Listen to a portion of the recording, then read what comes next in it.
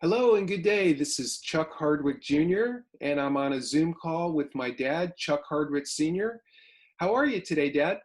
Doing great, son. Hope you are too. I'm doing great, and welcome to everyone to episode 10, Up, Up, and Away. And today is May the 22nd, 2020. We're in the middle of the pandemic, and before we get back to the episode, tell us your thoughts on what's happening currently with the pandemic, if you could. Well, I did make airline reservations yesterday to fly JetBlue on July 2nd. Hopefully things will calm down a little bit by then. I was able to get a window seat up front, what's called even more space, as much space as I can. I think hopefully being there and wearing an N95 mask and all the other passengers wearing masks are taking every reasonable precaution. If things get any worse, then I won't do that. I'll find an alternative way to go back to Massachusetts. Well, that sounds like a good plan, and I'm glad that you're able to start moving freely about the country to a certain extent. Sort of, right. Sort of. So let's shift gears and take ourselves back to maybe 1970, 71, right around there. And we're getting ready to move to Westfield. And in the previous episode, you mentioned you had a difficult boss there at Pfizer as the assistant regional manager. Any idea how that was resolved? Well, between him and me, personally, it was really never resolved. But I have a suspicion that Larry Larkin wanted to resolve it because he cared about the regional manager. They've been friends for a long time.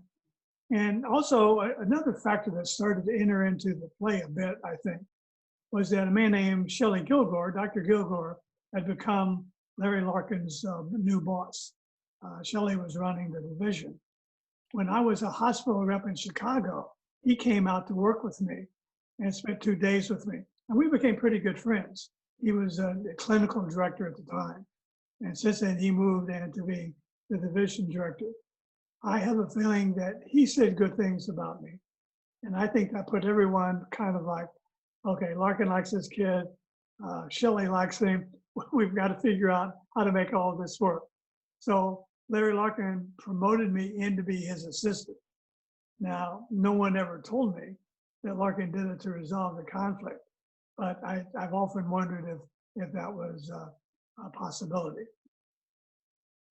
Okay, interesting. And thanks for sending me some photos prior to this. I actually think I've got a photo here of Larry and some other folks. Let me move this stuff out of the way. Can you see the photo on your screen now? I can, yes. From left to right, of course, there's Larry Larkin, has the glasses on, fine Irish gentleman.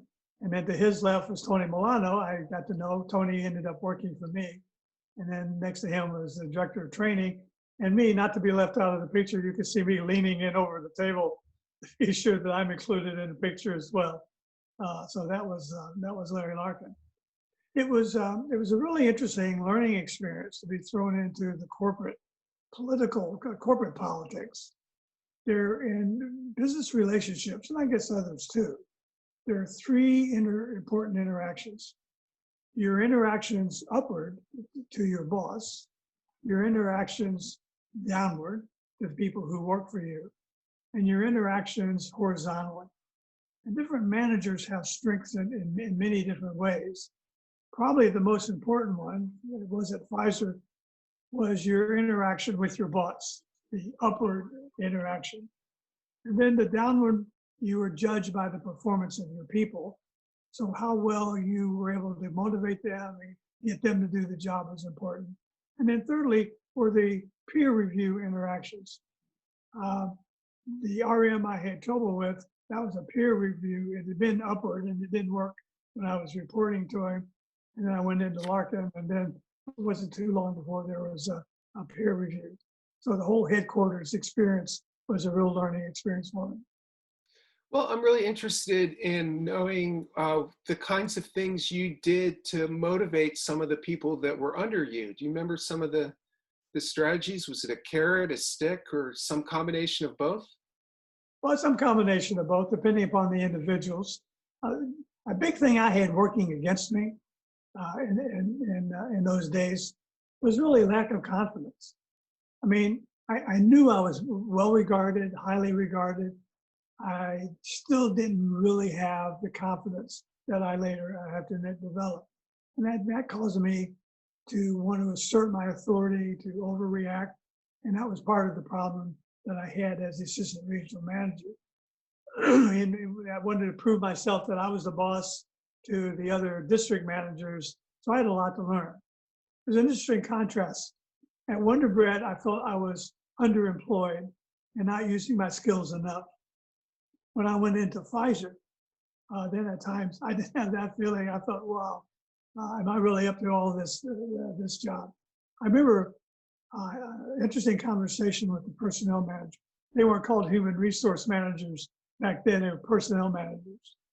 And I'd been accepted to Seton Hall Law School. And as I think I may have mentioned to you earlier, he said to me, no, you don't want to go there. We got all the lawyers we want.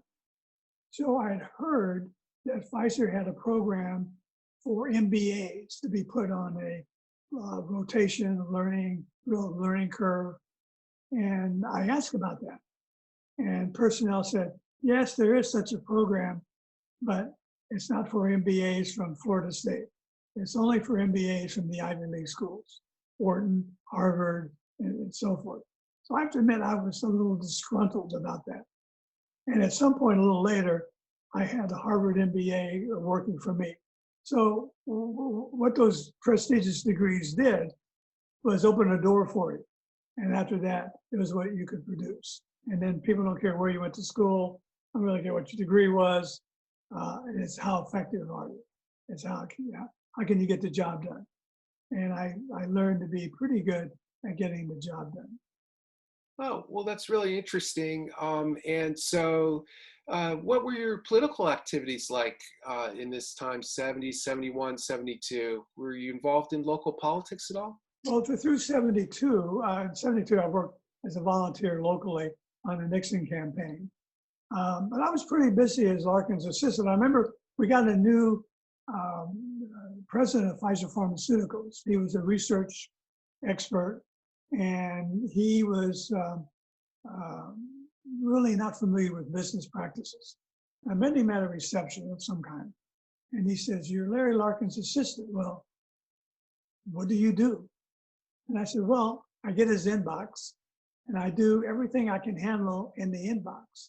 And then what I can handle, I give to him. And I will show, here's how I handled something, and he can review it. And I remember Dr. Laubach said, oh, he said, I kind of like that. So I was put in charge of some things, redeveloping our incentive program, our sales incentive program. Also started a new idea of rewarding people with travel, planned the first trip outside of the country. It was actually to Mexico. And I did a lot of field trips. Larry would send me on assignments, go here, go there, attend this district meeting, and come back and tell me how people are doing. I remember one of my best trips was to New Orleans. Never been to New Orleans before. And I knew I'd entered someplace really special. It was at the hotel on Bourbon Street. And I walked out to take a little stroll and went down Bourbon Street, turned in a side street. And there was a sign hanging up to a place called Preservation Hall. I never heard of Preservation Hall. But I went in there, it cost you $1 to get in, and you sat on benches. They had the most superb New Orleans jazz that was imaginable. And I remember leaving there thinking, wow, I've really discovered something great here, this Preservation Hall. I found out later I didn't discover them. They were really well known and ended up traveling the country and went to Carnegie Hall to play and everything over the years. But it really made a New Orleans jazz fan out of me. And also the oysters in New Orleans.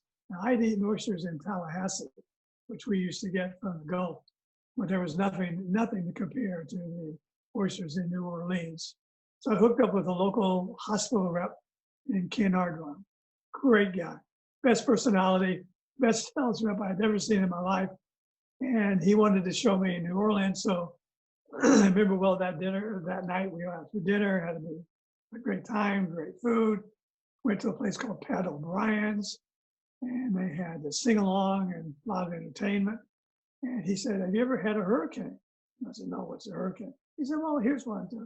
He ordered us hurricanes, and I said, "Well, is it?" So I started drinking that. It's so sweet, all the flavor. I said, "Does this have any alcohol in it?" I couldn't taste any alcohol. He said, "Oh, just a little bit." So we drank hurricanes. I had one hurricane after another. When it was time to go back to the hotel, I said, "Oh, wow." So somehow I got back to the hotel. We weren't very far from it. The night was a lot of fun. But what was not fun was the next morning. I had an early flight out. I was going to go to Dallas to work with the district or regional manager there. Somehow I got to the airport, got on the plane, felt sick as I could be. When I got off the plane in Dallas, this guy, Ed Van Steenberg, he met me. At that time, he didn't go right into the airport. He came down the ramp, and he came out to me and he said, "Chuck, you don't look good. Are you all right?" So that was my first, well, maybe my second. I had one in graduate school, really bad hangover. And I think I learned a lesson about innocent tasting drinks. And years later, I went back to paddle grinds again. I'll tell you about that. But you ask about political activities. So during that busy time in '73, still Watergate era, I managed an assembly race for a really nice man named Ted Tracy. And he was, he'd gone to Cornell, which had an identity because of ginger. And I worked hard on his campaign, but it was a really good opportunity to meet the other political people inside the district. He was in my assembly district, and we didn't win. In fact, in '73, the Republican candidate for governor lost badly. Frank McDermott, who was the local senator and had been the Senate president, was defeated. In the assembly races, we lost. So it was a Democratic sweep because of Watergate.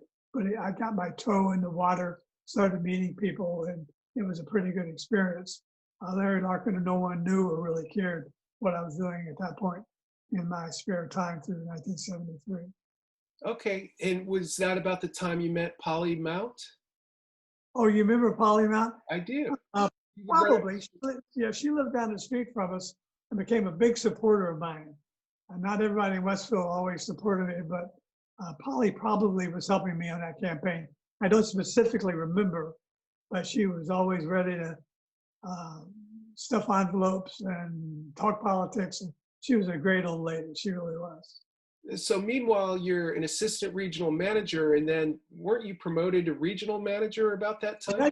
That came later. I went from assistant regional manager to assistant to the vice president of sales. That's Larry Larkin. And then Larry Larkin then promoted me to regional manager. It was a great job. I had Northeast region, New York, Long Island, Buffalo, Boston, Hartford, about 50 sales reps. So a lot of travel. I was working, I went back to Clifton, and now I was competing against the regional manager I didn't get along with because he was 2 offices down from me and had another region, the region I used to be in, the Mid-Atlantic region. So we became competitive. But I enjoyed that job a lot. I hired the first woman sales rep for Pfizer, Susan Fytuck. She was great. Didn't last a long time though because she married a doctor and went on. But that sort of opened the door.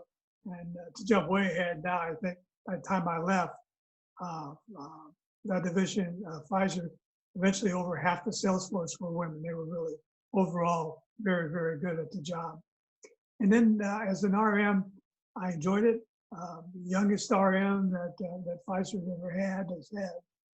And what you really learn there is that you're not measured your success by what you do. You're measured your success by what people working for you do. That's an important point to get across. You can be the highest regarded individual, but the people under you not performing well, there's something wrong. And so you don't do well. So you do well when they do well, competing against the other division. So it was a really good learning experience. I felt like I kind of arrived. And it also put me in a good position when headquarters would present marketing programs. Since I had worked in headquarters, knew the environment, I was better able to see things from their point of view than many regional managers were able to see them. because I've been on there in some marketing environments, and then out as a regional manager. So, After about a year and a half of that, Bill Steer brought me back in to headquarters. At this time, he had replaced Shelley Gilgore as head of the division. Shelley had moved up to a higher job, and now Larry Larkin reported to Bill Steer. So early on, marketing and sales were competitors. Steer won that and became the boss. Now I was invited back after being assistant to the sales manager. Now I was invited back to be the assistant to Bill Steer. so wasn't that right around the time that you ran for the Westfield Town Council? Yes, it was. I ran for Westfield Town Council. Excuse me, in 1974, another Watergate year. That was a really good experience. It was a hard job to get elected. An incumbent Democrat who had been elected, I guess, in 72, Larry Weiss, had done an okay job. But I set out to defeat him. I ran an extensive door-to-door campaign. And Westfield had about 10,000 homes, and there were 4 districts. And I had about 2,500 homes to call on. I almost made it. I remember the last couple of nights, being on the phone to call some people whose homes that they weren't there when I was there, but it was a good learning experience on how to campaign. I also developed an issue. You got to have an issue, and the issue was developed with some neighbors down on East Broad Street, which was the main street going through Westfield. The county or state one had talked about widening that street, taking down some beautiful trees, and that was a really local issue that I could run on. That got me a lot of favorable attention. I learned how the importance of press releases in town, cultivating people. And we ran a close race. I narrowly lost to Larry, and who had been a pretty successful incumbent.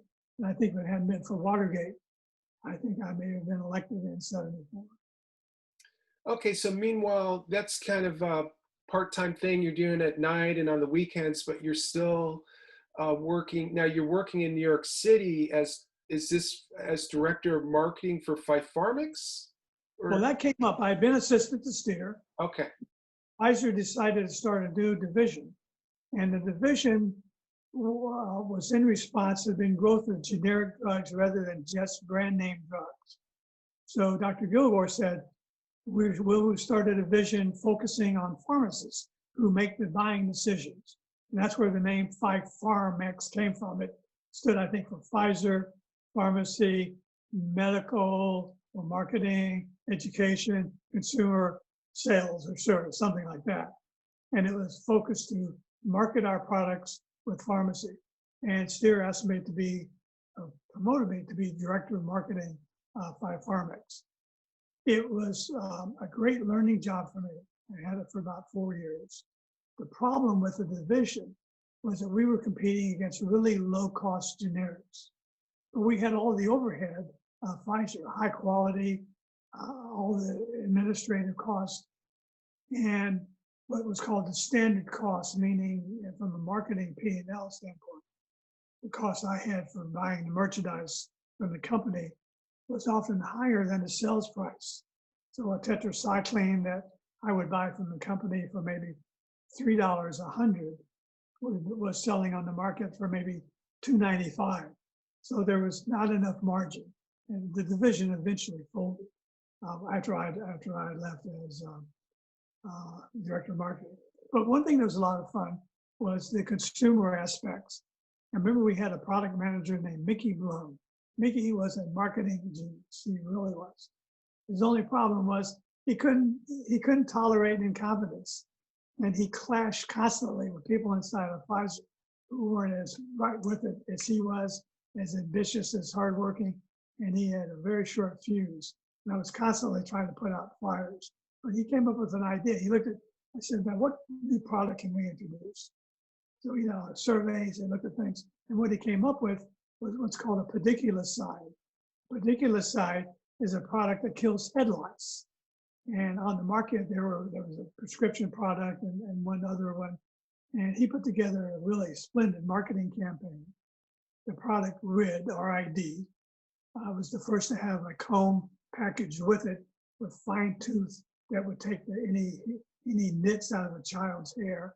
It was focused on to find out a big decision maker was, of course, mothers, pharmacists' recommendation, even more important, recommendations by school nurses.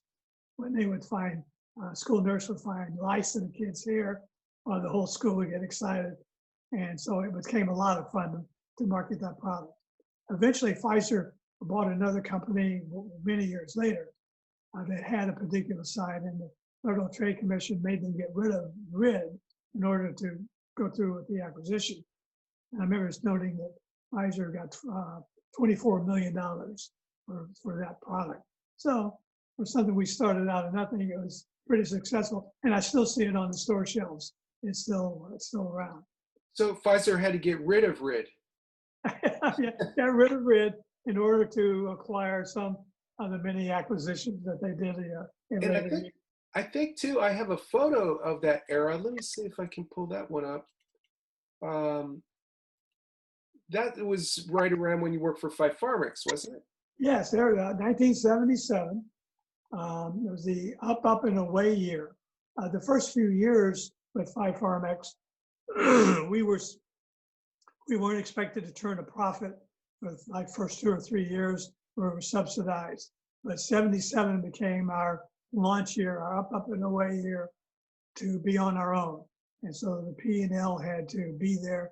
We had to show that we were making money for the company, or there would be changes. So 1977, I was 15, and if I recall correctly, that's about when you ran for freeholder, is that right? Well, I ran for freeholder in 76. And some people say, well, what is a freeholder? Freeholder was a county-wide election. And so you had a lot of geography to cover. Very hard to get your name out. And I campaigned extensively. And it caused me some problems, ironically, because there were 3 of us running as Republicans against 3 Democrats. And I worked harder than the others. And they were saying, look, Hardwick, whether you're out front, why are you working so hard? Well, I was driven, there's no question about it.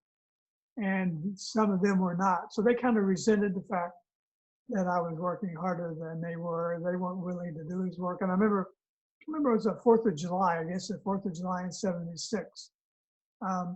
Your mother and I had one of our really serious arguments because she said, well, where are you going? This is a holiday or something. I think it was the 4th of July. May have been Labor Day. I don't really remember.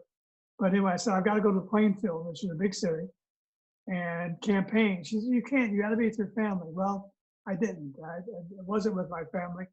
And that was the beginning of her feeling somewhat neglected. And I guess she felt neglected because under those circumstances, I often would neglect a family, go campaigning, pretty self-centered in retrospect. So a lot of lessons out of that. Again, I met a lot of people. I ran, out of the 3, I got more votes than any of the other Republican candidates. But the ticket did not win in 76. You may remember Gerald Ford was running for re-election that year.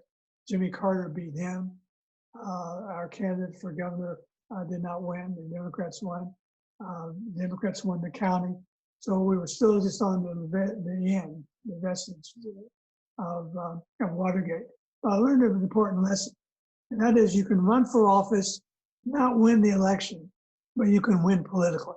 You make friends, you show people you're a good campaigner, and that you can get the job done, and they know it's not your fault. So that's what happened in the freeholder race. I remember election night, the early returns came in. I was in good shape, and we were at a big place down on Route 22. You were with me, so was your mother.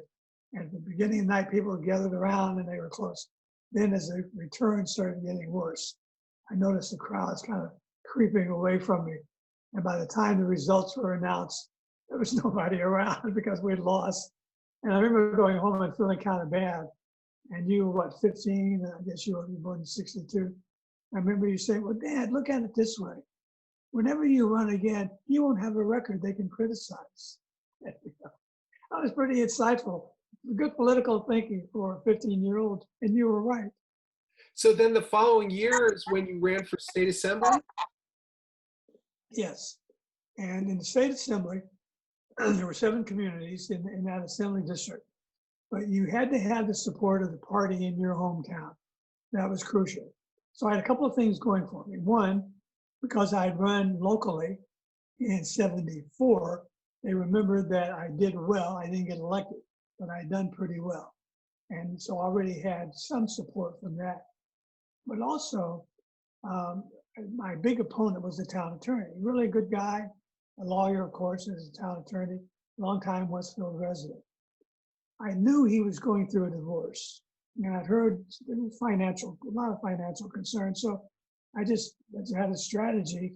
I remember saying in the screening, the screening was by the Republican committee in town. There were probably about 15 people, something like that. And I remember sitting in the room and saying, something is the truth. I said, look, a candidate should not come to you and expect you to pay for their campaign. And don't you agree candidates should be able to pay for it, raise the money and pay for their own campaigns and not look for the local party? And they were all shaking their head, yes. I knew they would. So I said, I pledge to you right now that I can contribute to my own campaign. I'll contribute $10,000 to my own campaign. I won't be back asking you for a dime. And I'm a proven campaigner, et cetera, et cetera.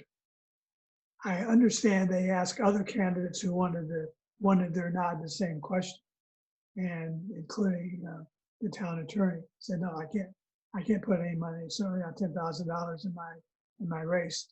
So I think that tactic turned out to be a good contributor, because before you can go to other towns and ask for their support, you need support in your hometown. So I could go to the other 6 towns and say, I've got Westfield support, I'm here to get to earn your support. And the largest town in the district was Union, the town of Union City inside of Union County. And the other assembly candidate was from Union. And Frank McDermott, who had lost, was now running for the state senate. He had lost the previous time in a Democratic landslide. So I needed the support of the Union Republican chairman, Earl Henry. Earl was an old-time political boss. It was kind of like, show me the face of the money. What are you going to do? How are you going to win? Oh, so Earl endorsed me. He supported me. And one of the things I told him was, he was a printer. And I said, would you like to bid on some, I said, Director of Marketing, I do a lot of printing. Would you like to bid on some of our printing? And he did. And his prices were good. His quality was good. He wanted Pfizer as a client. I gave him printing business. And I also told him, I said, have you ever been to New Orleans? He said, no, I've always wanted to go to New Orleans. Well, remember, I'd been to Pat O'Brien on Pfizer's business when I got hungover, and he loved oysters. I said, Earl, I tell you what, you endorse me, we get elected, we work hard, I'll see that you get a trip to New Orleans. Well, he did, I did, and this is a picture that I've saved as part of my file because it's such a great picture. He is the political boss personified. You can see my eager, young, innocent face with him. We had cut our deal, and it was really worth it. And we were friends, supported me every race after that. And in fact, he and I and 2 others were delegates in 1980 when we went to Detroit in support of Ronald Reagan. It was quite an experience. Well, that's great. And I actually have some other photos from that era. Let me see if I can find one. There's the Chuck wagon, which I remember pretty well. Tell us about the Chuck wagon. Well, the Chuck wagon, obviously, was to help people remember my name. That was a carryover from my days that I remember in Kentucky. In Kentucky as a kid, excuse me, as a kid, I can remember people campaigning on the back of pickup trucks or big trucks that would carry logs and things. So we rented this pickup truck from the guy on the far right with glasses. He was the owner of the truck and the driver. I hired this van, and we would drive to parking lots at shopping centers, any place there was a crowd, ball games or anything, and they would, somehow had a microphone hooked up. They would play songs, attract attention. People would gather around. We'd hand out literature. I see my son there in the front row, seated next to his mother, campaigning, and people really liked it and wondered, well, what are you doing? That's Chuck Hardwick running for the assembly. Oh, that was good for your name recognition. So tell us about this next. Well, that's a piece of literature in kind of my campaign. New competence with old-fashioned values.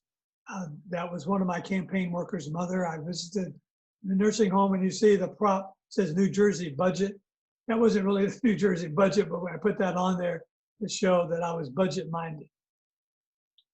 Pretty cool. And so that looks like one of the Buckley guys. It is. That's Bill Buckley's brother, Jim Buckley, former United States Senator from New York, who came to a fundraiser for me.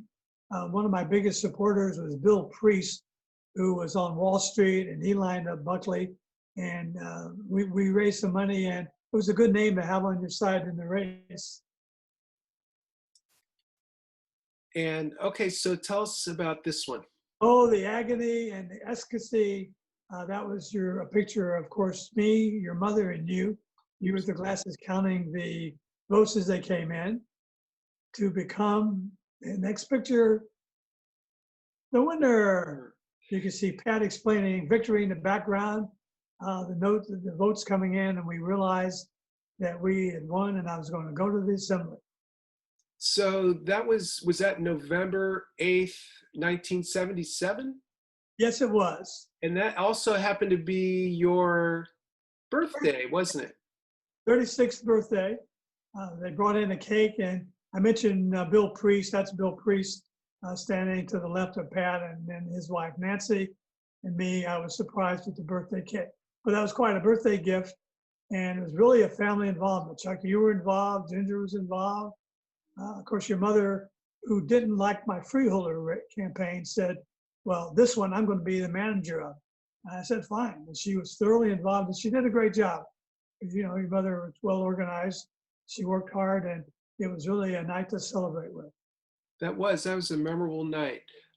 So we already talked about that one, and great. Well, so, do you feel like being involved in politics helped you at Pfizer, or do you feel like working at Pfizer helped you in politics, or some of each? Well, what happened when Pfizer saw that I was really getting into politics, they transferred me to a new job, offered it to me to be the responsible for state government relations. Natural thing to do. We only had 3 or 4 lobbyists, and they weren't well trained. They needed good supervision. So the potential is, how can you be a lobbyist and a legislator? Our legal department wrote the Attorney General of New Jersey explaining that, and they said, no problem, it's not a conflict, as long as he's not lobbying New Jersey. He can lobby the other states, he can lobby federal. Actually, I never lobbied in any other states, never registered as a lobbyist, never had to. But we resolved that conflict, and they changed my job description. I was now Director of Civic Information, and my job description prohibited me to have any lobbying in New Jersey. That was done by our legal department. And it was significant. It took a change of company policy by our CEO, who often said, we wonder why state legislatures often don't know anything about business. Well, we haven't let our people run for office. Labor unions do, teachers unions and others. So he changed the company policy to permit someone with their supervisor's permission to have up to 20% of their time off so they get the job done to go into elected office. And after I was elected, several other people around Pfizer ran for public office as well. It was very enlightened, very good policy change. And after he did it, J&J and Merck and some other companies did the same thing. And they had people who ran for office, 2 of which served in the legislature. So it was really a good move by him. As a result of being in the legislature, I could do a better job for Pfizer. And as a result of being at Pfizer, I could do a better job in the legislature. So it turned out really well. And in our next episode, we'll share some of the experiences I had as a New Jersey Assemblyman. Well, great, Dad. This has been so much fun. We are about out of time, but I thank you for taking the time to explain all this cool stuff to me and others. And I hope you have a great afternoon as well. Thank you, Chuck. You do the same. Thanks a lot, Dad. Love you. Bye-bye. You.